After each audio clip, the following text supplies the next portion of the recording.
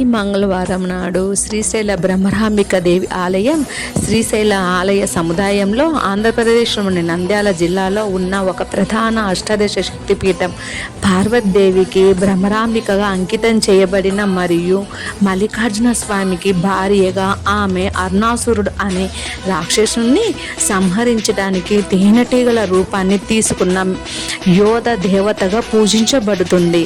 ఇది 18 మహాశక్తిపీఠాలలో ఒకటి. ఇక్కడ సతీదేవి మెడ పడిందని నమ్ముతారు.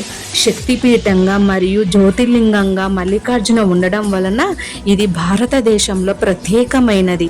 ఆమెను తేనెటీగల తల్లి భ్రమరి అని పిలుస్తారు.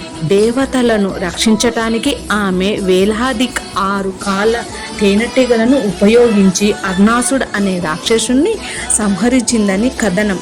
విగ్రహం మరియు స్వరూపం. ఈ దేవత 8 చేతులతో పట్టు చీర మరియు బంగారు ఆభరణాలతో అలంకరించబడి ఉంటుంది. ఈమె బ్రాహ్మణి శక్తికి ప్రతీక మరియు కొన్నిసార్లు మహాలక్ష్మి కూడా పూజించబడుతుంది.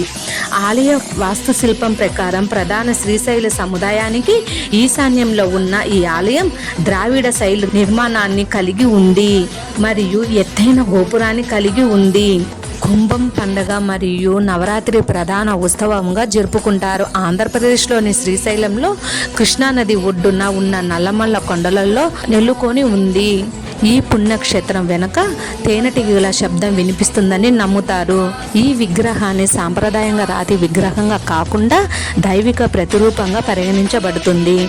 భక్తులు తరచుగా అమ్మవారికి ప్రత్యేక అభిషేకం మరియు కుంకుమార్చను నిర్వహిస్తారు. తన భక్తుల కోరికలు తీర్చే దివ్య స్వరూపినిగా భక్తులు కోరుకుని ఏ అవతారమైన అవతరించగల దేవిగా శివుని అర్ధాంగి అయిన పార్వతీదేవి శ్రీశైల కొండల పశ్చిమ దిక్కున బ్రహ్మరాంబిక దేవిగా కొలువై ఉంది. శ్రీమాత్రే నమః. నమస్తే.